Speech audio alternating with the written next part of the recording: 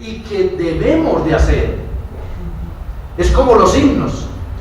¿Por qué los himnos nos causan muchas veces lágrimas? Porque ya escuchar un himno en una iglesia es raro. Es muy raro. Y hay muchos cantos que inclusive cantan que no tienen sentido. Son almáticos. Sí, pero escuchar un himno como Maravillosa Gracia, o Su Gracia es Mayor, o Salvador a ti me rindo, Pero queda Cristo. o Pero queda Cristo, uno sabe que hay una inspiración allí, que hay una vida. Pero yo quiero decirles que si ustedes quieren volver a cantar himnos, los invito al lugar donde nosotros nos reunimos, para que canten con nosotros y cantemos con gloria. Todos los domingos cantamos los himnos y las alabanzas allá. La comunidad nuestra se llama Círculo de Estudios Bíblicos Reformado. Círculo de Estudios Bíblicos Reformado. De tal manera que esto que les voy a decir aquí no es que vengo de la casa a decirlo aquí, sino que lo hacemos, lo decimos y lo vivimos nosotros regularmente en nuestro culto, en nuestra comunidad. Somos poquitos, pero usted va y encuentra un ambiente allá de mucha alegría.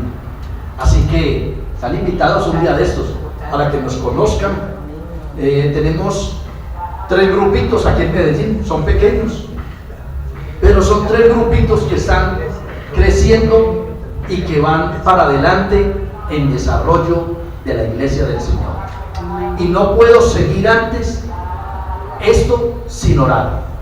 Amén. Les invito a que levantemos nuestras manos a Dios y vamos a decirle a Él que nos bendiga con su palabra.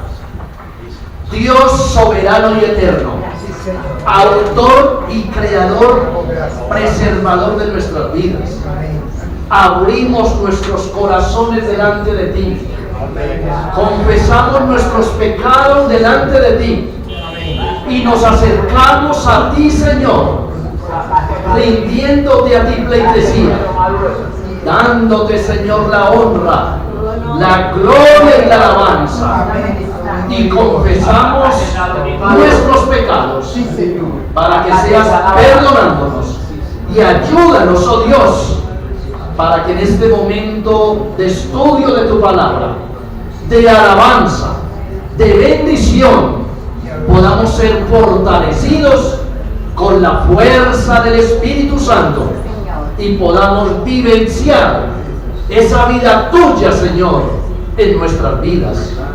A ti, Señor, sea la gloria, sea la alabanza, y que esa gloria tuya se asiente en cada uno de nuestros humildes corazones. Por Jesucristo nuestro Señor, quien vive y reina en la unidad del Espíritu, todo honor y toda gloria. Amén. Podemos sentarnos. Gracias.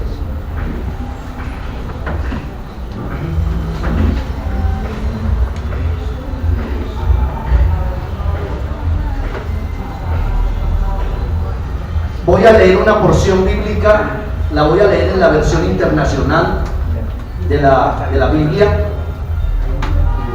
en Nehemías, en el capítulo 8, versículo 5 al versículo 6.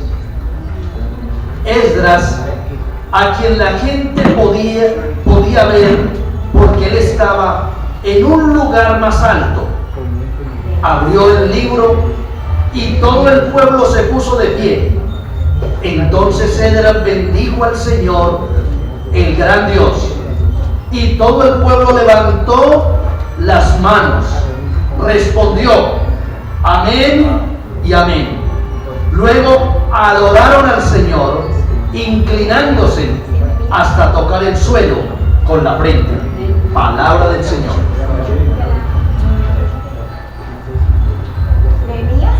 Como el tiempo, Nehemías 8, versículo 5 al 6. 8, 5 al 6. Me gustaría que lo leyeran en la versión Reina Valera, que es muy lindo también. Yo la tengo acá, pero no quiero leer dos versiones de una vez, sino que usted la pueda leer. Abrió pues Esdras el libro a ojos de todo el pueblo, y como lo abrió todo el pueblo estuvo atento. Bendijo entonces Esdras a Jehová, Dios grande, y todo al otro. Esdras 8, 5 y 6. ¿Edra o Nehemías? Nehemías. 8, 5 y 6. Nehemías 8, 5 y 6. Abrió pues Esdras el libro a ojos de todo el pueblo, porque estaba más alto que todo el pueblo, y cuando lo abrió todo el pueblo estuvo atento. Bendijo entonces Esdras a Jehová, Dios grande, y todo el pueblo respondió, amén, amén, alzando sus manos, y se humillaron y adoraron a Jehová, inclinados a tierra. En la Biblia, voy a hacer el tiempo no es muy favorable para ninguno, pero voy a hacer un resumen de todo lo que tiene que ver con la liturgia, especialmente sus orígenes, sus elementos históricos. La fe de nosotros es histórica, ¿sí? Es una fe histórica que ha ido progresando durante todo el tiempo. Ahora, cuando abrimos la palabra desde el Antiguo Testamento, encontramos orientaciones litúrgicas. Las primeras orientaciones litúrgicas, de acuerdo al momento histórico que vivieron, las hace Abraham, las hace Noé, las hace Jacob, inclusive haciendo votos a Dios, como hizo Jacob en algunos momentos. Pero en el Antiguo Testamento, de los 5 libros de la ley, hay un libro fundamental para el pueblo, el libro del culto. ¿Ustedes saben cuál es? ¿Quiénes saben cuál es el libro del culto del pueblo de Israel en ese momento? ¿Cuál de los 5 libros es el libro del culto? Ustedes saben. Claro, en exégesis cuando estudiaron todo eso, y también en el sistema de estudio a través de la Biblia, de todos los libros, síntesis del Antiguo Testamento, nosotros aprendimos, y los periodistas aprendieron, que es el libro de Levítico, el libro del culto. Mire que en el libro de Levítico le enseña al sacerdote cómo vestirse, le enseña a la gente cómo entrar a la casa de Dios, al lugar de adoración, le enseña a la gente cómo ofrecer las ofrendas, les enseña cómo cantar, les enseña cómo adorar, el respeto que debía de tener cada persona al acercarse a la casa de Dios. Primer punto de la liturgia que hemos perdido en nuestras iglesias, y es esas bancas bonitas que teníamos grandes, que tenían reclinatorio atrás, lugar para arrodillarse la persona. Entraba la persona el domingo reverentemente calladita, allá en Amador. Gloria se acuerda, hermana Liz se acuerda. Todavía están las bancas. Entonces, cuando llegaba la persona quietecita y doblaba sus rodillas, y usted veía a todos esos hermanos y a todas esas hermanas que entraban reverentemente a la casa de Dios, porque era un encuentro real con Dios. Y así lo creímos, así lo vivimos. Yo recuerdo que cuando nuestros ministros nos ofrecían la cena del Señor, nosotros llorábamos. Cuando nos ofrecían la cena del Señor, nosotros nos estremecíamos. Era un momento tan solemne, tan especial, que la gente temblaba ante la presencia del Señor y de la solemnidad que se utilizaba en el momento de la celebración de la cena o del santo bautismo, o en la celebración de un santo bautismo, o en la celebración de una presentación de niños. Yo creo que las iglesias ya ni presentan los niños a Dios. Bueno, Es posible que no, es posible que sí, es posible que todavía muchos de nuestros hermanos pastores hagan la presentación a Dios de los niños, del ofrecimiento que los hombres bíblicos le hacían a Dios de sus hijos. Todos los hombres de la Biblia le ofrecían a Dios los hijos desde antes de nacer. Amén. Y cuando esos muchachos nacían, seguía haciendo énfasis en el hecho que Dios les había dado a esos hijos. Y los padres de familia sabían bendecir los hijos. A los padres hoy día se les olvidó bendecir los hijos. Y es una potestad que Dios le ha dado al padre de familia de bendecir sus muchachos. Miren la vida de Jacob y de Saúl, cómo era de importante la bendición para ellos, la bendición del padre de familia. Un segundo momento que nosotros vemos en la Biblia de la liturgia y que es el himnario del pueblo de Dios, que es el himnario donde están cantidad de cantos que todavía cantamos, es el libro de los Salmos. En el Antiguo Testamento cantaban salmos. Allá Débora cantaba, Moisés cantaba. De hecho, Miriam, del hecho se le atribuye a Moisés el Salmo 91 y otros salmos de la Escritura, porque ellos cantaban, ellos adoraban a Dios. Entonces miren que la liturgia también tiene que ver con el canto, pero la liturgia tiene que ver también con el discurso, con el mensaje que Dios le daba a Moisés, a David, a Salomón, a los profetas. Esos profetas tenían un discurso para el pueblo. La liturgia tiene un discurso para el pueblo, tiene un anuncio. El anuncio del pecado, el anuncio del llamado de Dios, el anuncio del perdón y de la reconciliación. Y está llena la Biblia de todas esas enseñanzas. En el Nuevo Testamento volvemos a ver cómo se alumbra con relación a la liturgia. Si usted mira el libro de los Hechos de los Apóstoles, contenían los elementos esenciales de la liturgia. Uno de ellos que ocupaban los apóstoles era el congregarse, el reunirse. El segundo momento que ellos ejercían era el canto. Ellos cantaban. Tal es así que Pablo habla que nosotros debemos entonar himnos y cánticos espirituales. Ese sacrificio que se hacía con los animales en el Antiguo Testamento, el sacrificio que hacían, que era ofrecer ofrendas a Dios y un culto a Dios. Y en el Nuevo Testamento Pablo dice que ofrezcamos sacrificios de alabanza a Dios, fruto de labios que confiesen su nombre. Pero es más enfático todavía el libro de Hebreos, donde manifiesta que el canto es un sacrificio de alabanza al Señor, pero también incluye la oración, incluye la conversión, y también mira dentro de esa liturgia los momentos de celebración. Una celebración muy linda de la Cena del Señor la tenemos con Jesús. Cantan el himno, ¿cierto? Oran al Señor y hacen la celebración, la liturgia. Pero también había allí liturgia de la palabra y liturgia del alimento espiritual, de la Cena del Señor. En este documentico que está aquí, donde dice el orden del culto para el día del Señor, servicios congregacionales, dice que el servicio del culto empieza por lo general con un compromiso que hacemos nosotros a Dios. Siempre que la persona llega a la iglesia y dice: Señor, en este día te pongo mi vida, te ofrezco mi vida.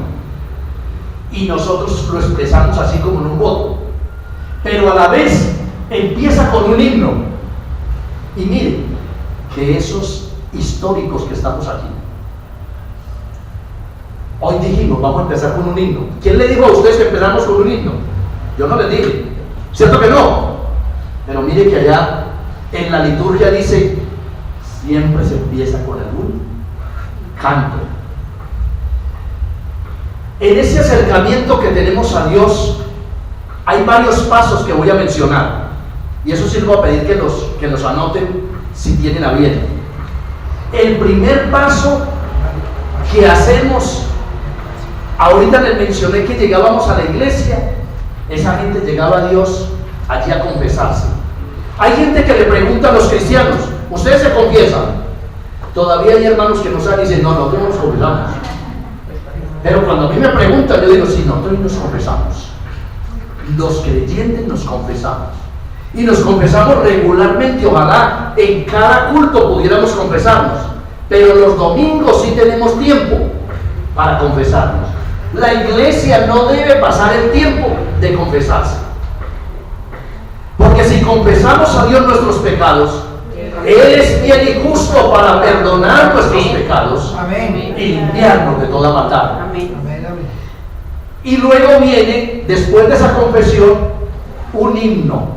Miren, nosotros escogíamos los himnos que tuvieran armonía con las lecturas de la Biblia. ¿Recuerdan eso ustedes? Muy bien. A la gente le olvidó eso. Uno oye a la gente cantando cualquier cosa el día. Y uno aprendía tanto del mensaje. ¿Saben por qué? Porque cantando los himnos y oyendo la palabra, se le quedaba el mensaje completo. Completico el mensaje. Porque los himnos lo ayudan a recordar a uno ese mensaje. Por ejemplo, cuando entramos en ese proceso de confesión, es muy bonito poder cantar ese que dice, si fui motivo de dolor o Cristo. Amén. Como la aceptación del perdón. ¿Sí? Si por mi causa el débil tropezó, si en tus pisadas caminar no quise, perdón te ruego, mi Señor y Dios. Es hermoso. Entonces, uno de los primeros pasos entonces es, en el culto, un llamado a la alabanza. Anote usted ese punto. Un llamado a la alabanza. El director del culto se para allá y dice, hermanos, hoy llegamos a alabar a Dios, a escuchar su palabra, a confesar nuestros pecados, a encontrarnos con Dios. Son todos bienvenidos a la casa de Dios. Bueno, hoy día casi no encuentra uno un director formal que diga como todas esas cosas. Y empieza con lo que se llama adoración. Y adora al Señor con algunos himnos, o algunos cánticos, o algunos coros, o algunos salmos. Pero viene otro espacio tan bonito en el acercamiento a Dios, y es el segundo paso. No debe seguir el culto sin confesarse. Hacer un acto de confesión. Número 2, confesión. Confesar nuestros pecados a Dios y utilizar textos de la palabra que me hablan de la confesión, pero textos que me hablan también del perdón y de la aceptación del perdón. Porque es preocupante que a veces el hermano o la hermana no acepta que Dios le ha perdonado. Cuando no aceptamos que Dios nos ha perdonado, no nos puede perdonar. ¿Por qué? Porque no hemos aceptado que Dios nos ha perdonado. Pero cuando ese hermano y esa hermana se sienten perdonados, empieza la libertad, empieza la alegría. Y la iglesia debe tener, después de esa confesión, un tiempo de alabanza, en el que alaba a Dios, en el que alaba a su pueblo, al Señor de la vida. Y a Él le gusta que le cantemos, y a nosotros nos gusta cantar. Hay que alabarle al Señor. Es necesario cantar y cantar y cantar y adorar a Dios. Amén. Una de las cosas que caracterizó a los peñalistas fue aprender a cantar. Tan buenos cantantes que teníamos, ¿cierto? Y yo creo que tenemos. Que tenemos buenos cantantes. Mire, de Peniel surgió un grupo que llamaba el conjunto Peniel, o el coro Peniel. ¿Ah? Cantaba tan lindo, ¿cierto? Yo todavía quiero volver a escuchar esas canciones que cantaba Felisa con el grupo. Ah, son tan lindas. Entonces viene ese canto, pero como consecuencia, otro momento. ¿Qué momentos han ido anotando allí? Llamado a la adoración. Una una iglesia debe llamar a la gente a adorar. Venid, adoremos, postrémonos y arrodillémonos delante del Señor nuestro Hacedor, porque Él es nuestro Dios y nosotros somos ovejas de su prado. Es decir, entrar por sus puertas con acción de gracias y por sus atrios con alabanza. Amén. Este Salmo 95 es un salmo que nos llama y nos dice a qué vamos a la iglesia, a qué vamos a ese lugar, para qué nos vamos a encontrar. Entonces viene esa parte tan bonita. Viene otro momento, ahorita vamos a repasar eso. Viene otro momento importante y es la lectura de la palabra. Y allí deben haber uno o dos o tres hermanos que hacen lo que se llama la oración de iluminación. Esa oración de iluminación no puede ser una persona, hermano, diríjanos en una oración de iluminación. Y acuérdese que nuestros diáconos o nuestros ancianos de la iglesia siempre escogía el pastor alguna persona de esas. Tenía la importancia en el ministerio de la palabra esa persona. Hoy día usted va a la iglesia y no sabe ni cuál es el anciano, ni cuál es el, porque ni participa, ni está ahí en ese proceso de celebración. Y llega y ora y le dice: Señor, abre nuestras mentes, ilumínanos con tu palabra, que cuando se abra tu palabra, Señor, penetre a nuestras vidas, que seas dirigiendo al pastor con la palabra hoy, que seas iluminándolo a él, dándole el poder de hablar de tu palabra. Y viene esa oración y se leen las lecturas de la palabra. Hay iglesias que ya ni leen la palabra. Yo aprendí que debíamos leer por lo menos 3 lecturas en la semana, si es un culto en semana, y 4 lecturas el domingo. ¿Y a quién le aprendió Hernán eso? Yo me lo aprendí a mis viejos. ¿Cuál era mi viejo? Mis viejos pastores. Y uno veía, miren, póngale cuidado. El doctor Julio César ahorita habló de 3 puntos. Esos 3 puntos llevan por lo menos 3 porciones de la palabra, si era en semana. Y si era el domingo, por lo menos 4 porciones. Pero 4 porciones que tengan relación la una con la otra y que nos lleven a la conclusión de un tema. ¿Qué tenemos? Libro de los Salmos, Antiguo Testamento en cualquier otra parte, Libro de los Salmos, Antiguo Testamento en cualquier otra parte, uno del Nuevo Testamento y uno del Epístola. Y le cuento, si la persona pone atención a esas lecturas, a esas 3 lecturas semanales y 4 lecturas el domingo, le cuento una cosa: usted no repite sermón, pero también se va a dar cuenta la gente que el predicador no predica para regañar a la gente, porque tiene organizado todo el plan y él no sabe qué va a llegar. El mismo pastor no sabe qué va a ocurrir, pero ocurre. Y ocurre porque el Espíritu Santo se mete. Amén. Hoy día no se deja meter al Espíritu Santo, nos metemos nosotros. Y el Espíritu Santo dice: déjame, Hernán, pues a ver, déjame, yo hago el trabajo. Y dice: no, deje que yo voy a hablar, no puedo hablar, no, usted déjeme hacer el trabajo. Y el Espíritu Santo va haciendo el trabajo con la palabra, porque la Biblia dice que es el Espíritu que nos redarguye, ¿cierto? Que nos exhorta, que nos habla. Allá en la pequeña congregación donde nos reunimos nosotros, siempre leemos 4 lecturas el domingo. Y a veces el predicador puede tener el tema, sí tiene el tema, porque ha leído antes, pero puede aclararse el tema él mismo en ese lugar. El mismo predicador está aprendiendo de Dios, es un aprendiz de Dios. El predicador es un aprendiz de Dios que está recibiendo también, que se emociona junto con los hermanos. Allá muchas veces me dicen: hermano, pero qué felicidad esta. Y les cuento una cosa: Si un domingo falto yo allá, no les hago falta. Ya saben qué van a hacer. Todo está organizado. Las lecturas bíblicas están organizadas, pero no las mismas. No las mismas de cada domingo. Cada domingo hay lecturas distintas. Y eso hace que se lea la palabra. Que no se quede uno en un solo libro todo un año, sino que pase los distintos libros de la Escritura que le enseñen a uno. Después viene esa proclamación de la palabra. Note ese punto allá.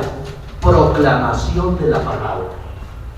Porque es que el pastor proclama, el pastor anuncia, el pastor comparte esa palabra. Entonces viene la proclamación. Después de que ese hermano, ese ministro proclama, viene un punto que se llama respuesta a la palabra. ¿Ustedes se acuerdan cómo nuestros predicadores nos ponían hasta de rodillas después de que se predicaba? No, hoy día se predica y dice, bueno, todo para la casa ya. Pero es así o no es así. Nos hemos, doctor Julio César, hemos entrado en la posmodernidad de la iglesia. Sí, nos hemos vuelto de esa manera que no nos olvidamos de esa respuesta a la palabra. Bueno, el Señor me habló con su palabra hoy. ¿Cómo respondo yo a esa palabra? Y yo debo responder a esa palabra como leímos ahora en la porción bíblica. ¿Recuerda que leímos aquí en la porción bíblica? Que ellos se arrodillaron a tierra. Oiga, llevaron su cuerpo hasta la tierra en señal de la respuesta a esa palabra. Rendición. A la bendición de Dios. Rendición. Es rendición, se rinde uno al Señor. Entonces la respuesta a la palabra debe llevar consigo muchas veces confesión, muchas veces rendición, muchas veces lloro. De pronto al hermano Luis le tocó en muchos momentos de que terminaba el culto y no terminaba. La gente lloraba, la gente no quería irse porque estaba siendo tocada por el Señor. Esos son momentos, y muchos los vivimos de nosotros. De pronto muchos de los pastores que están aquí vivimos esos momentos tan gloriosos, esos momentos tan grandes. Cuando se cantaba, que se cantaba en la iglesia, que era para que el Señor pasara, caminara, estuviera dentro de nosotros. Incluso cantamos un coro que decíamos, pasa por aquí, Señor, pasa por aquí. Es tan hermoso. Y permitíamos que el Señor pasara por la iglesia, pasara por el grupo, pasara a la comunidad, tocara la comunidad, y nos convertíamos todos en instrumentos de Dios, incluyendo el pastor y los asistentes. Amén. Pero hemos cambiado eso para decirle, hagamos un pacto y eche plata allí. ¿Cierto? Hemos cambiado. También hay las ofrendas, ahorita llegamos allá. Pero viene otra parte. Sí. Bien, porque voy a mostrarles todo lo que se viene otra parte que es importantísima. Oigan, muy importante. Después de la palabra, la respuesta a la palabra, viene de pronto un canto relacionado con el mensaje. Hay que ponerle cuidado a eso, un canto relacionado con el mensaje. Después de ese canto relacionado con el mensaje, viene otro espacio, y es el orfetorio. ¿Ustedes saben qué es el orfetorio? Es el ofrecimiento vivo a Dios. ¿Qué es el ofrecimiento vivo a Dios? Las ofrendas. Cuando yo estoy depositando mi ofrenda, me estoy dando a Dios. Por eso una ofrenda es tan difícil darla, porque queremos darlo más poco. ¿Sí? Orfetorio, ofrecernos a Dios.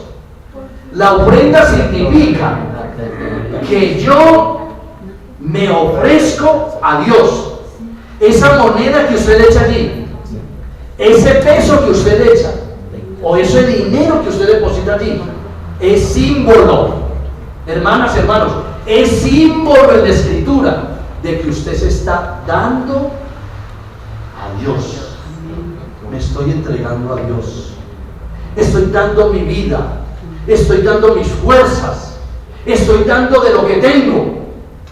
Pero mire, no ofrenda solo el que tiene, sino el que no tiene también. Yo recuerdo una ilustración que le escuché al reverendo Joaquín Espinosa, que está en el cielo, ¿sí? Que está en el cielo, que decía, el reverendo Joaquín Espinosa decía que en alguna ocasión había una canasta en una iglesia y todos pasaban. Era una canasta grande. Todos pasaban y depositaban allí su ofrenda. Y hubo un hermano que no tenía y él se metió a la canasta. Y la gente preguntó, ¿y por qué? Ay, yo no tengo nada, pero quiero darme a Dios todo. ¿Sí? Bonita ilustración. La ofrenda es el instrumento que Dios utiliza para usted y yo ofrecernos a Él. Y luego viene, después de esa parte del ofertorio de las ofrendas, ¿sí?, un momento de reconocimiento de los hermanos, en los que se reconocen, se vuelven a saludar. Si quieren, cantan algo de un canto que los identifique y se miren todos el rostro y puedan mirarse los unos a los otros. Y finalmente, el ministro da la bendición, la despedida final de ese culto sencillo. Pero hay muchos tipos de culto. Por eso en este instrumento que estoy presentando, que se hizo en, ya me va a decir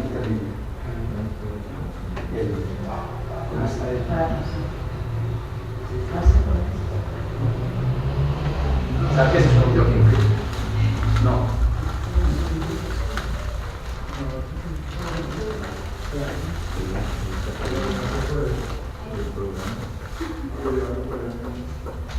El bolsillo, hermano. No.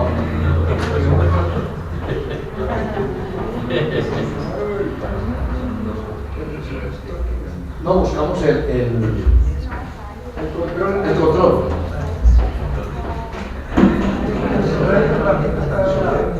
Eso no la tiene.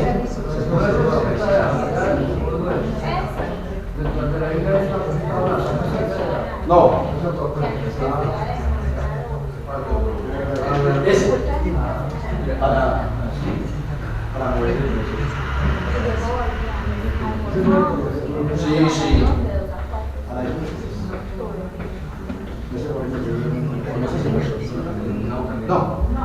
No tiene piso. No. Bueno, que me ayude el hermano Roberto para mover el. Entonces, viene un acercamiento a Dios. Ahora, este documento lo vamos a dar. Hermano Roberto, ¿usted va a dar ese documento, verdad? No, aquí no se puede dar, pero pues yo creo que es necesario dar ese, porque le cuento, uno no aprende de culto si no hay un documento. Porque la otra cosa que quiero que ustedes no se les olvide, y que eso esté en el documento, y no estoy moviendo tanto el documento para no distraerles, hay tipos de culto y hay tipos diferentes de adoración. Hay un culto que es para la celebración de la cena. Es distinto. Pero puede haber un culto un domingo, con todo lo que les dije ahora, y que trae como consecuencia celebración de la cena. Que en ese momento se hace la cena, pero después de que se proclama la palabra, ahí se hace la celebración de la cena. O puede ser que en el culto haya una actividad de graduación de personas. Ese es un culto distinto, es una liturgia distinta. Un culto para la celebración de unas honras fúnebres, ¿verdad? Es otra liturgia diferente. Pero hay un culto para ordenación de ministros, una liturgia diferente. diferente. Miren que es que hay mucha variedad, que no es lo mismo todo. Una actividad para presentación de niños. Ese tiene una liturgia distinta. En este documento van a encontrar todo eso. Luego, buscamos realizar una actividad para instalar un campo nuevo de predicación. Allí se hace una liturgia especial. Usted recuerda que con los misioneros íbamos a esos lugares y ellos llevaban una liturgia especial y nosotros también, para instalar un campo blanco que llamábamos. Una dedicación. Una dedicación a ese lugar. O los hermanos le decían al pastor: yo quiero dedicar mi casa, ya construí mi casa, hice un esfuerzo, y es una liturgia que hay para ir a ser el pastor con esa comunidad de eso que está sucediendo, que la persona está pidiendo bendición para la casa. Amén. Hay cantidades de liturgias. Sigamos, hermano. No vamos a leer todos estos textos porque es que no. Sigamos. Vea, viene otra parte. Ya hablamos que había himno y que había oración de confesión. ¿Siempre nos lo dije? Sí. Sigamos. Tenemos 60 hojitas ahí nomás. Vea, seguridad del perdón. Cuando hay confesión de pecado, la gente tiene que buscar estar segura del perdón. Amén. Y no dejemos ir a la gente sin que se asegure su perdón. Se podrá usar algunas de las siguientes promesas de la Escritura para recibir perdón. Y miren, esta promesa está en el Salmo 103. El Señor es clemente y compasivo, lento para la ira y grande en misericordia. No nos trata conforme a nuestros pecados, ni nos paga según nuestras maldades. Tan grande es su amor por los que le temen, como alto es el cielo sobre la tierra. Tan lejos de nosotros echó nuestras transgresiones, nuestros pecados. Como lejos del oriente está el occidente. Pero le cuento que ese texto me encanta en la versión Reina Valera. En la Reina, ¿cierto que es lindo? En la Reina Valera. Como el Padre se compadece de los hijos, se compadece el Señor de los que le temen. Bueno, Salmo 103. O también puedes coger este otro. Con amor eterno tendré compasión, dice el Señor, tu Redentor. Yo soy el que por amor a mí mismo borra tus rebeliones y no se acuerda más de tus pecados. Vuelve a mí, porque yo te redimí. Si usted lo lee en la versión Reina Valera, esa es otra, la versión internacional. Pero si usted lo lee en la versión Reina Valera, eso es una maravilla. Y hay una cosa que el creyente nunca puede olvidar, y es que puede una madre olvidarse de su niño, de su hijo. Dios dice que Él no se olvide de nosotros. Si la mamá no se olvida de los hijos, mucho menos Él se olvida de nosotros. Qué alegría, qué felicidad, y por eso Él nos perdona nuestros pecados. Sigamos. Amén. Y sigue. Porque tanto amó Dios al mundo. Y miren, todos esos pasajes para la aceptación del perdón. Pero no tenemos que leerlos todos, no tenemos que usarlos todos. Incluso un texto nomás. Y no olvidarnos que realmente cuando Dios nos perdona, nos da mucha alegría. Y al concluir la seguridad del perdón, el ministro podrá añadir: creamos en este evangelio y vivamos en paz. Amén. El hermano o la persona que está enseñando, que está compartiendo la palabra, puede decir: creamos en esa palabra.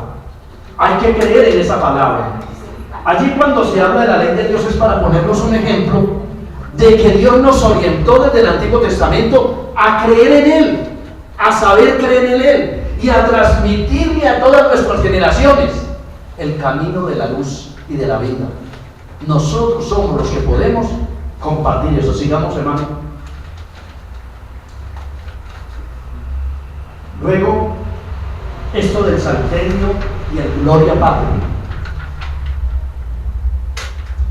El salterio es el canto, es la alabanza que hacemos a Dios. Se podrá cantar un una porción de los salmos. ¿Usted ha cantado algo en la Biblia? Salmo 10. Claro que sí. ¿Cierto que hemos cantado? Y a propósito, para que no se me duerman. Ah, no están dormidos. ¿Cantemos o no? Que escojan ustedes. Salmo 10. ¿Ah? Te exaltaré, mi Dios, mi rey, ¿cierto? Te exaltaré, mi Dios, mi rey, y bendeciré tu nombre eternamente y para siempre. Cada día te bendeciré y alabaré tu nombre eternamente y para siempre. Grande es Jehová y digno de suprema alabanza, y su grandeza es inescrutable. Cada día te bendeciré. Generación a generación celebrará tus obras y anunciará tus poderosos hechos. Cada día te bendeciré y alabaré tu nombre eternamente para siempre. Grande es Jehová y digno de suprema alabanza, y su grandeza es inescrutable. Cada día te bendeciré. No olvidar que las lecturas bíblicas que escogemos para la semana o para el mes o para el año, uno de los primeros hombres de la reforma que hizo eso fue Lutero. Martín Lutero organizó lo que se llama el leccionario de la Biblia. Y el leccionario es el que incluye las lecturas. Y a mí me llama tan poderosamente la atención, yo no sé en qué momento fue que hizo todo eso, que uno ve que las lecturas tienen una relación la una con la otra. Es decir, hizo uso de lo que se llama de los pasajes paralelos. Hoy que tenemos tecnología y desarrollo de computación y todo eso, es muy fácil que un computador ya haga un eso. Pero me llama la atención que en ese tiempo no había computador. Y cómo eran de lectores de la Biblia ellos, que sabían que en una parte y en otra había relación de un texto con otro.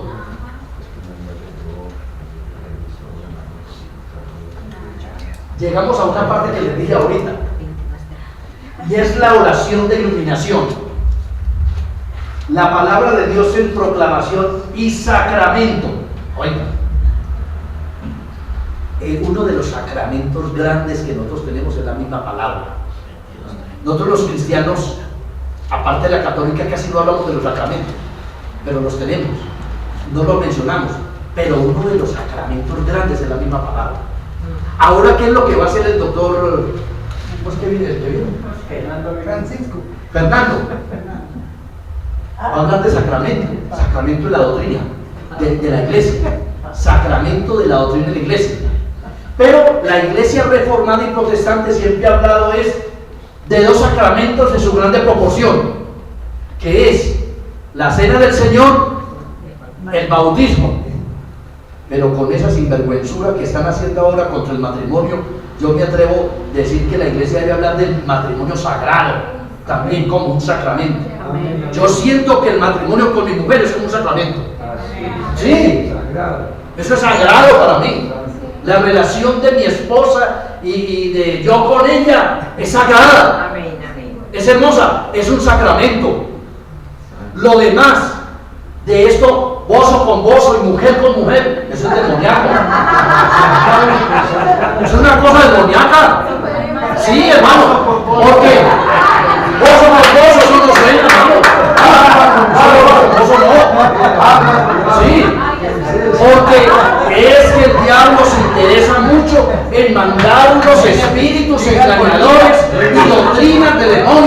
que por la hipocresía de mentirosos tendrán apariencia de piedad, pero en la vivencia llegará la eficacia de ellos. Y dice la Biblia, a eso se vino. Por eso el Instituto Bíblico Peniel montó un documento sobre ese tema, ¿cierto? Que la gente le preguntaba al instituto, le preguntaban diciendo, cuéntenos, ¿qué del hombre y qué de la mujer? Y le hicimos una demostración científica, pero una demostración bíblica que tiene que ver con eso, que el hombre es hombre y la mujer es mujer.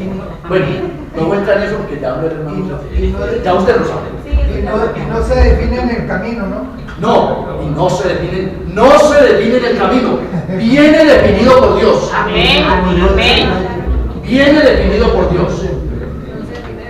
Ahora, en esta parte de la iluminación podemos decirle, estos son ejemplos nomás porque la persona puede orar su oración. Guíanos, Señor, por tu palabra y Santo Espíritu, para que en tu luz podamos ver la luz, en tu verdad encontremos libertad y en tu voluntad descubramos la paz, por Jesucristo nuestro Señor. Amén. Recuerden ustedes que nosotros no tenemos sino un muerto que hay que pedirle en el cielo, pero que ese muerto resucitó. Está vivo. El muerto de nosotros está vivo, ¿cierto? El muerto de nosotros está vivo.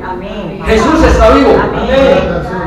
Ahora, en cuanto a lesiones, normalmente habrá 2 o 3 lesiones. Una del Antiguo Testamento, lo que yo les decía ahora, en cuanto a la palabra, ¿cierto? Lecturas de los evangelios, lecturas de las cartas. Es que eso se los dije ahora para no demorar demasiado porque el tiempo para mí es... Bueno, la palabra de Dios que se encuentra luego de la lectura de la lección se podrá responder. Esta es la palabra del Señor. Te damos gracias, Señor. ¿Qué es lo que esperamos? Que cuando se estudie la palabra, cuando se proclame la palabra, el hermano Julio César hizo énfasis ahora en unas verdades para que no se nos olvidaran. ¿Recuerdan eso? ¿Se recuerdan algo de lo que él nos habló de esas verdades? Unas reafirmaciones que hizo, por ejemplo, de la Escritura, varias afirmaciones de la palabra. Uno no puede dejar en la iglesia sin que vaya con esas afirmaciones de la palabra, porque esas personas van a luchar y enfrentarse al mundo, al demonio y a la carne. Bueno, seguimos. La oración de bendición es la que hace el ministro. Un ejemplo más o menos. Dios Todopoderoso, concédenos que las palabras que hemos escuchado en este día se hayan injertado profundamente por tu gracia en nuestros corazones, que puedan producir los frutos del Espíritu para la honra y la alabanza de tu nombre, por Jesucristo nuestro Señor. Amén. Oye, eso está bonito, no me pone a leer eso y quiere poner a hacer el culto enseguida. Quiere celebrar uno solo. Sigamos. Es en cuanto a la oración de bendición. Sigamos acá abajo. En cuanto a la confesión. Recuerda que les hablé de la confesión ahorita. En lo que respecta a la confesión, el ministro invitará a la congregación a afirmar juntos la fe cristiana. Confesamos nuestra fe cristiana usando, puede ser el credo niceno o el credo apostólico que sabemos todos. Oigan, yo aprendí desde que estaba pequeño el credo en la iglesia interamericana y aprendí también el Padre Nuestro. Y ya no lo oran, ya no lo dicen, ya no lo proclaman en los cultos ni en la celebración de la cena. Yo sí recuerdo aquí a la hermana Margarita, que es como si la viera aquí, que cuando yo estaba pastoreando la iglesia de Amador, me decía: hermano, en la cena del Señor no hemos vuelto a confesar nuestra fe, que es el credo, que lo hacíamos los hermanos, y el Padre Nuestro. Oiga, habían 2 oraciones centrales en la dominicana. Era el Padre Nuestro y el credo. Siga adelante, ese es el diseño. Vamos a mirar el credo de los apóstoles.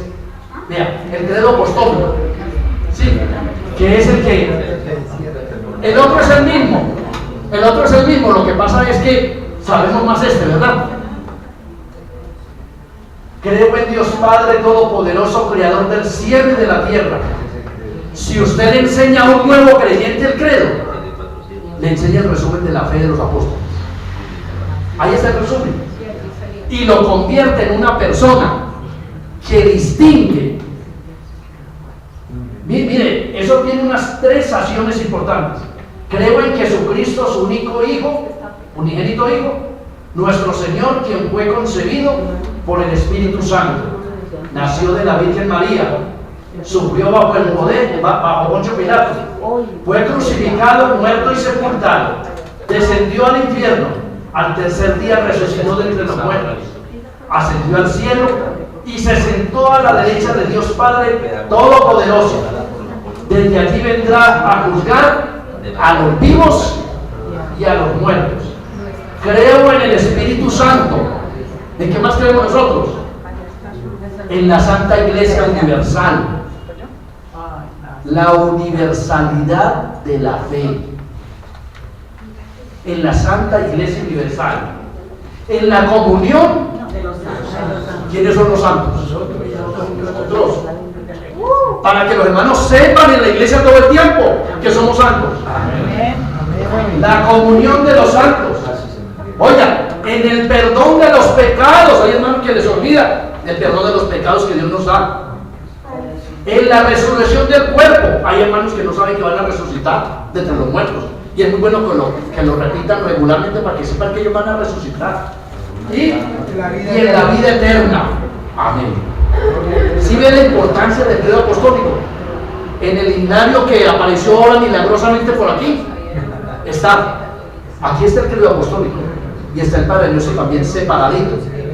Y hay una lista de lecturas bíblicas devocionales con temas específicos de devoción en el llamado a la adoración que se hacía en las iglesias. Y dice el himnario de la raza, yo todavía tengo todo eso, pero no me uso. Bueno, viene la paz, entonces el ministro podrá anunciar el momento de la paz, con que está, con estas otras palabras, que gobierne en sus corazones la paz de Cristo, a la cual fueron llamados en un solo cuerpo. La paz de Cristo esté con ustedes y con tu espíritu. Colosenses 3:15. La congregación luego podrá intercambiar el saludo de la paz, usando las mismas palabras y respuestas. A veces llegamos a la iglesia y no hacemos ese ejercicio de saludarnos. Y tan bueno uno cantar. ¿Cierto que hay unos cantos de saludo? Hay un saludo más lindo, el saludo cristiano. Te da la mano y te dice: Dios te bendiga, mi hermano. Dios te bendiga, Dios te bendiga, Dios te bendiga, mi hermano. Dios te bendiga, Dios te bendiga, Dios te bendiga, mi hermano o mi hermana. Pero hay otra parte de ese.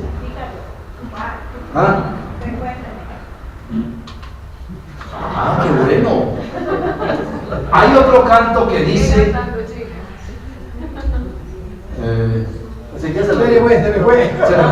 Enseguida lo que. El otro, Hernández. No me importa la iglesia. Ese es otro. Pero hay otro más. Sí. Hay que irlo reuniendo y organizando y cantando y poniendo a vibrar la iglesia con vosotros. Sea la paz con vosotros. Sea la paz con vosotros también. Lindo. Hay que volver a revivir ese fervor espiritual. Sigamos. Viene la ofrenda. Que yo les dije que era el ofrendatorio, ¿recuerdan? Bueno, en el ofrendatorio. Y en ese ofrendatorio, mientras se recolecta la ofrenda, se podrá ofrecer alguna antifonía u otra pieza musical. Los elementos para la Santa Cena se podrán presentar junto con la ofrenda. Pero esta parte de la antifonía, las iglesias en la liturgia cantaban. ya no cantan. ¿O sí cantan? Casi no. Y cantaban las iglesias mientras la gente iba desfilando, o se acercaban los diáconos a llevar los bolsos o las canastas o los platicos de las ofrendas. Y ese era un momento tan lindo de canto, de alabanza a Dios. Me preocupa es que hoy día se volvió muy mercantilista algunas iglesias. Yo no estoy hablando de las de ustedes, pero hay iglesias muy mercantilistas. Yo fui a una iglesia con mi esposa algún día.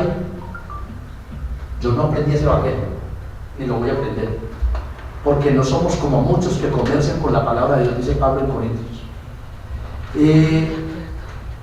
Nos pidieron ofrendas 5 veces. ¿A usted ya ha pasado eso en alguna? Por eso Cuéntelo, hermana, cuéntelo, que no lo cuente el pastor, cuéntelo. No diga la iglesia, pero. No, yo estuve en una iglesia, estuve 5 años. Sí. Y una vez estaban dando la cena. Sí. Entonces el pastor dijo: el que no levantó la mano y no recibió, ya no nos vamos a devolver, porque tenemos afán. Contrario a lo que decíamos nosotros, ¿quién faltó? ¿Quién de los hermanos faltó? No nos vamos a devolver, ya el que recibió. Y yo, bueno. O sea, el que comió, comió y el que no se perdió. Bueno, y a los días estaban recogiendo las ofrendas y dijo: ¿quién falta que el hermano corra para que recojan la ofrenda? Y yo, eso sí. ¿Qué es más importante? Ambas cosas, pero ambas cosas son importantes, pero oigan hermano, pero la parte esencial. Yo recuerdo que nuestros pastores nos decían: ¿quién faltó por la copita o por el pan? Ajá. Y se esperaba. Y a todos se les daba la copa del Señor y el pan. Pero es que a veces la copa del Señor y el pan se toma como cualquier pan o como cualquier copa. Se le da a Y cualquiera. eso no es así. Se le da a cualquiera. El Señor se hace presente ahí, en el momento que estamos celebrando. En el momento que estamos celebrando, Él se hace presente. Yo no voy a ser tan exagerado que se le mete al pan. Pero lo que sí voy a decir, pero sí lo que voy a decir es que Dios está ahí presente. En la Eso, comunión. ¿ah? En la comunión. En la comunión, mire, ha ocurrido casos que la persona estaba enferma y se come el pan y toma el vino y se alivia. ¿Algo pasa? Claro. Ustedes van a decir algo, sí. ¿No ven que dice el Señor que por sus llagas hemos sido curados? Sí. Cuando tomamos el pan es el símbolo del cuerpo. Del cuerpo de Jesús. El reverendo que quiere también. Sí, doctor. Y todos que levantaron la mano, a ver. Quería simplemente plantear que me ha correspondido presenciar a veces algunas cosas que las he considerado una atrocidad en la liturgia, y es coger agua panela y Eso no se debe hacer con la copa. y una arepa. Hombre. Me hago entender. O sea, hay una directriz de parte de sobre el pan sin levadura, o el otro que va a la tienda, Ajá. va a la tienda, compra gaseosa, y va a la tienda y compra el pan, la panadería, y de allí hace la Santa Cena. Esa es la praxis normal, pero hay un pan sin levadura. ¿Sí? En este momento, Pan sin levadura.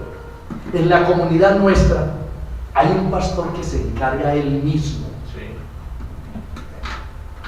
de buscar las uvas y hacer que sea de uva puro la celebración de la cena. Y los pancitos que él no lleva los hace él mismo, panes sin levadura. ¿Quién hace eso? El pastor Israel Herrera, que es miembro de esta comunidad, y él es el encargado de la parte de la celebración. Y a mí me da tanto gusto, tanta alegría esa dedicación que él le pone a esa parte de la cena del Señor. Yo digo, no debemos tratar, Pablo dice eso, no debemos menospreciar el cuerpo del Señor, ni la sangre de Jesús. Hay que ponerle mucho cuidado a ese detalle que nos dice. Pastor, Una preguntita también, un primo mío que es pastor, dice Sí. que no le echa nada adicional a la copa, que se sienta ese sabor. Sí, qué bueno. Para simbolizar lo que Cristo sintió en la cruz cuando Dios, si es posible, pasa esta... Sí, sí, muy interesante eso. Uno siente ese momento, lo que Cristo... Sentir ese momento. Eso me parece bien. Ahora, tiene una doxología. Pastor, Sí. decirle simplemente es como información. Sí, Juan Pablo II, Francisco I, sí, autorizó a la iglesia y los corrigió en una forma fuertísima. sí. Porque los elementos de la comunión estaban siendo corrompidos por el afán de negocios de las tiendas y se vendían hostias por todas partes, hasta en la panadería. Y dijo, no, esto está Ya hizo un llamado en eso. se hizo un llamado. a la iglesia de ellos, a la iglesia. ¿Y cuánto más la de nosotros? A ellos dan solamente media santa cena, no el pan Sí. solamente. El pan solamente. El Sí. vino se lo toma Sí, sí. O hay algunos, oiga, o hay algunos sacerdotes que son misericordiosos y les mojan la hostiacita en el vino de ellos, pero no todos hacen eso. Pero la verdad es que debiera todo el mundo tomar la copa y el vino. Sí. Yo recuerdo cuando estaba pequeñito que me tocó acompañar a un sacerdote al lado. Yo estaba en la escuela y me tocó acompañar al padre Gabriel Yepes, que recuerdo yo, a un lado y repartió pues la comunión. Y entonces yo le dije, padre, pero pues sí, como de sorpresa, usted por qué la tomó toda solo y no porque a nosotros. Dice, no, es que me toca tomármela a mí mismo. Una pregunta. Hay lugares remotos donde usted va y no pueden conseguir la uva, menos hacer el pancito sin levadura, porque son momentos circunstanciales. ¿Qué hacer ahí? Es muy buena, ¿verdad? Muy buena pregunta. Muy buena pregunta esa. Y es la estructuración que nosotros como iglesia tenemos que tener. Recordar que las iglesias siempre tienen sus campos. ¿Sí? Los ciudadanos, la visión que tienen del Evangelio es tan diferente a la de la visión, del campo. a la visión del campo. ¿Sí? Y la iglesia, y eso fue la idea que decía Francisco I. Sí, la iglesia debe tener siempre provisión de lo sagrado y cuidar lo sagrado. Por ejemplo, en el caso de la que plantea la hermana, toda regla tiene una excepción, pero este es el resultado de nuestro error. Porque siempre, por ejemplo, ¿cómo se llama la iglesia aquí donde estamos? Para hacerle publicidad también. Las buenas nuevas. Las buenas nuevas. Las buenas nuevas. La iglesia, las buenas nuevas, siempre tiene que tener provisión de la Santa Cena, no solamente para su liturgia comunitaria, sino que esa misma debe tenerla para los Enviarla a los lugares donde está, los hermanos la necesitan. donde se extiende. Entonces esa es la misma concentración. La requieren en los hospitales. Tener ese mismo elemento en los hospitales. La requieren en los campos, que tenga, por ejemplo, los hermanos de aquí, de Nueva Vida, tengan ¿cómo se llama el municipio que está peleando Antioquia y Chocó? Bajirá. Tenemos una iglesia en Bajirá, los antioqueños. ¿Sí? Y entonces, pensar que Bajirá no va a conseguir uva. Hay mucha pobreza. En esos lugares no se consigue. Entonces hay que hacer esa provisión, tener eso. Hubo una idea de unas precopas y una Santa Cena que era como una especie. Sí, ustedes.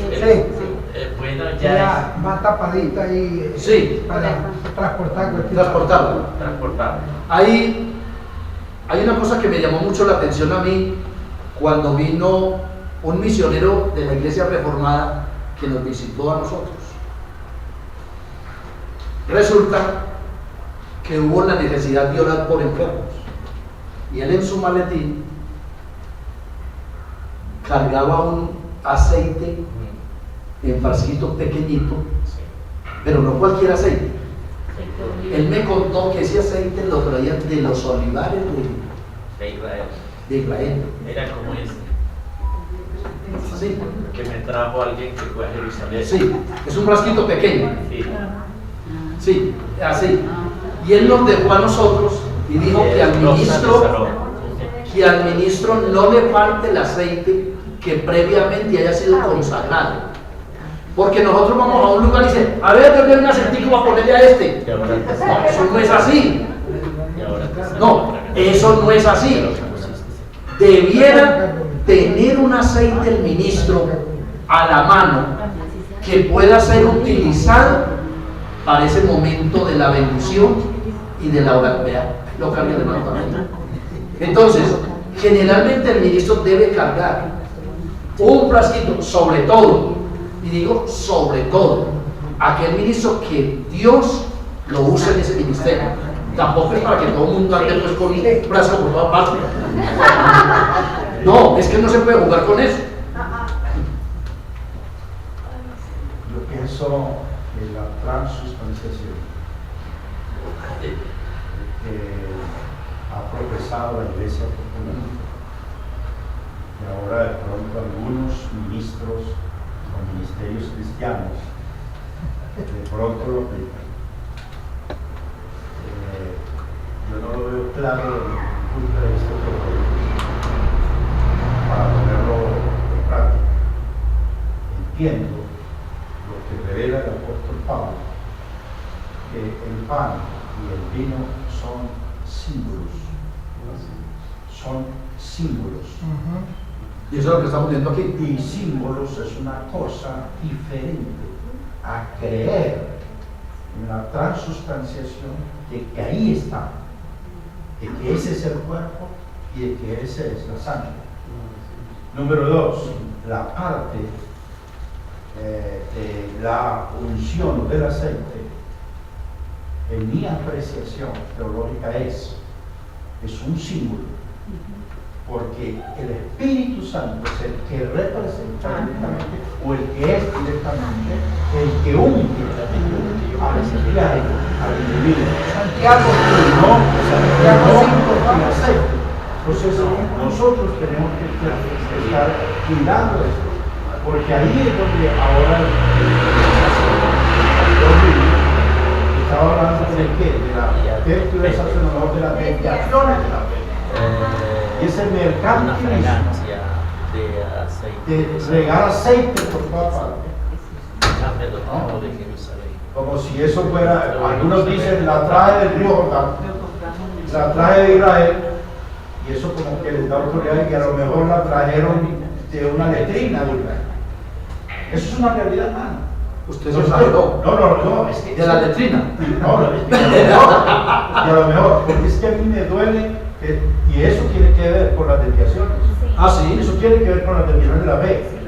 Mire, aquí han habido gente que traen aceite de Israel y lo están negociando. Sí. No, es que no se trata de una comercialización de esa naturaleza. Permítame termino, hermano. En la iglesia, una vez invitamos a unos hermanos que dije yo, ay Dios, me equivoqué. Y cogieron un joven que aparentemente estaba obviamente atado o endemoniado. Mi posición es una cosa, pero ellos cogieron un frasco lleno de aceite, cogieron al muchacho y le abrieron la boca a la barba y empezaron Lo purgaron. ¿Saben qué tuvo que hacer? Ir a enfrentar eso y quitarlo, porque si ese muchacho se me llega a ahogar en ese instante, pues yo soy el que voy a la cárcel. Claro. Por ignorante, por ignorante. Porque eso no es una acción del Espíritu. Yo creo que el aceite del Espíritu es otra cosa que el aceite que nos está. Teniendo en El cuenta, aceite fresco es el Espíritu. sí, teniendo en cuenta ese comentario que hace el hermano Álvaro, lo que sí, sin hablar de transustanciación, es que Dios sí tiene que hacerse presente en esa iglesia en el momento de la celebración. Amén. Si no está el Espíritu Santo ahí presente, no hay nada. En cada momento. Comunión. Ahora, el aceite no puede ser utilizado como un instrumento de ignorancia tampoco. Pero tampoco debe usar el ministro cualquier tipo de aceite, ni tampoco es para purgar a nadie, porque no es. Es decir, es suficiente el toque de la yema del dedo del ministro con la persona que toca.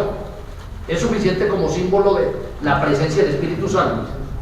Y les voy a contar una historia que estuve mirando en un canal que la escogió, estos canales científicos que hay, la escogió para presentar, de una muchacha. Sí, una muchacha la llevaron a una iglesia, ¿sí?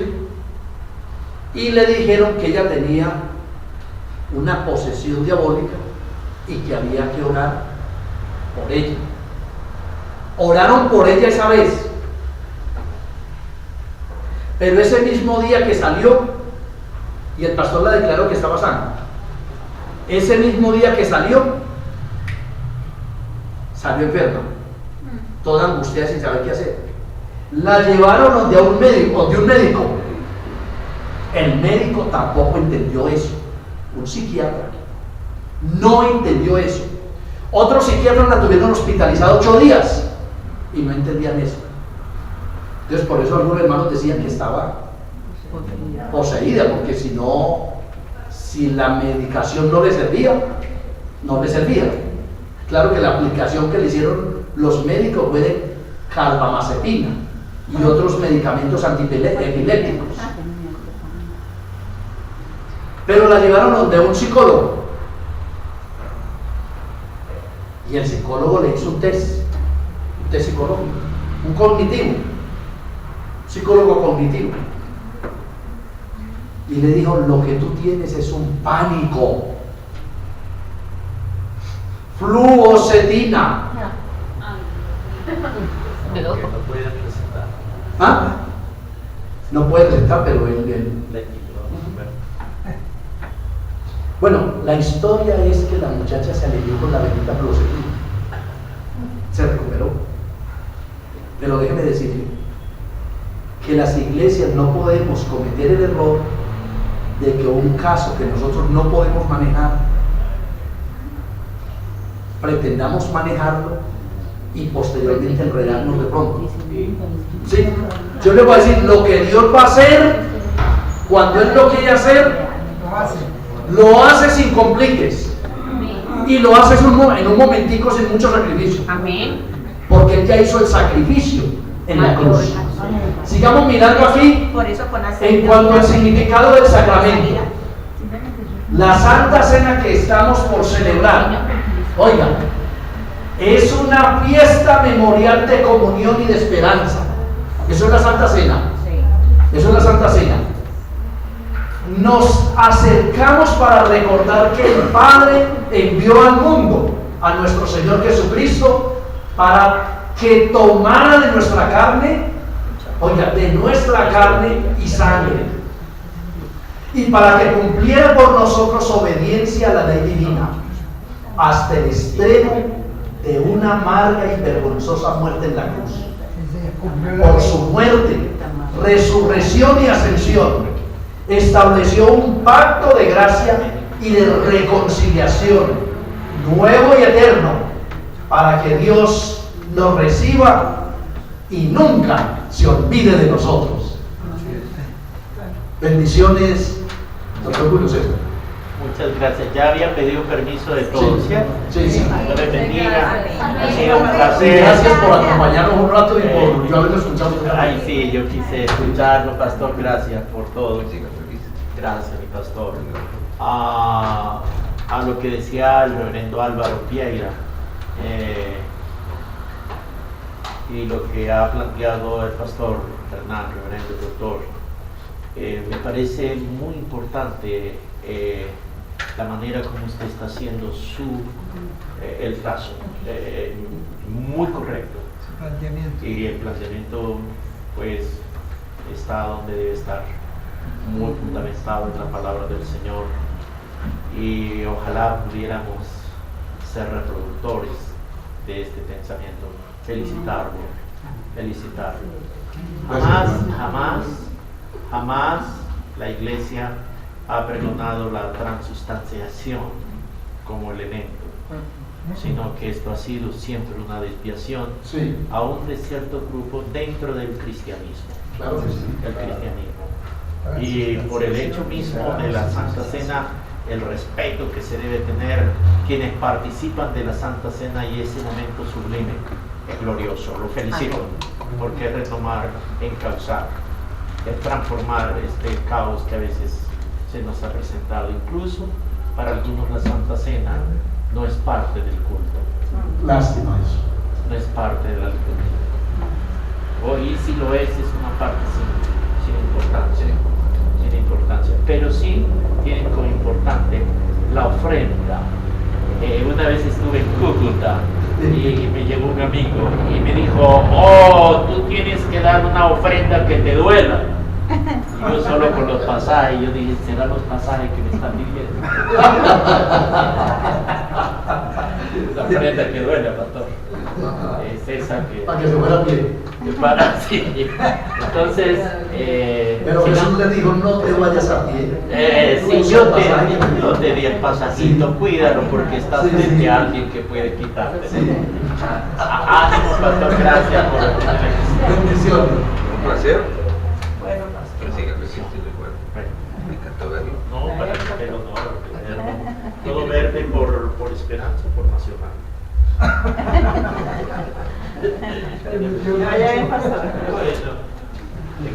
Seguimos mirando. Porque quisiera que mirara esta parte teológica de la cena. Dice: nosotros nos acercamos para tener comunión con el propio Cristo, quien nos ha prometido estar con nosotros por siempre, hasta el fin del mundo. Cuando partimos el pan, Él se manifiesta a nosotros. Oiga, una cosa es la transustanciación y otra cosa es que Él se manifieste a nosotros. Cuando partimos el pan, Él se manifiesta a nosotros como un verdadero pan del cielo que nos fortalece para vida eterna. En la copa de la bendición, Él se acerca a nosotros como la vid, en quien debemos permanecer si queremos dar frutos. Amén. Qué bonito. Nos acercamos con esperanza, creyendo que este pan y esta copa son una promesa y muestra de la fiesta del amor, en la cual estaremos cuando el reino venga en su plenitud, cuando nosotros descubiertos lo veamos, hecho en su gloria. Él dijo: no beberé más del fruto de la vid hasta que lo beba nuevo con ustedes en el reino de mi Padre. Porque eso va a ser lindo, eso va a ser hermoso. Y por su muerte, resurrección y ascensión, Cristo ha logrado por nosotros el Espíritu vivificante que nos une a todos en su cuerpo. Debemos por ello recibir esta cena en verdadero amor, teniendo presente la comunión de los santos. Amén. La cena es la descripción clara de la vivencia de comunión de nosotros como miembros del cuerpo de Cristo. Luego hay una oración. Seguimos. En la parte de la cena debe haber una oración. No voy a detenerme mucho. El Señor esté con ustedes y con tu espíritu. Bueno, ese es todo que ha sido el lenguaje siempre de la iglesia. Todos cantarán y dirán: santo, santo es el Señor, Dios de poder y majestad. Lleno está el cielo y la tierra de tu gloria. Hosana en el cielo, bendito el que viene en el Señor, en el nombre del Señor, hosana en las alturas. Y el momento de silencio. La cena tenía un momento de silencio. ¿Recuerdan ustedes? Que los pastores se quedaban ahí. Casi no se ve eso ahora. De reflexión. ¿Usted lo usa todavía? Tiene espacio.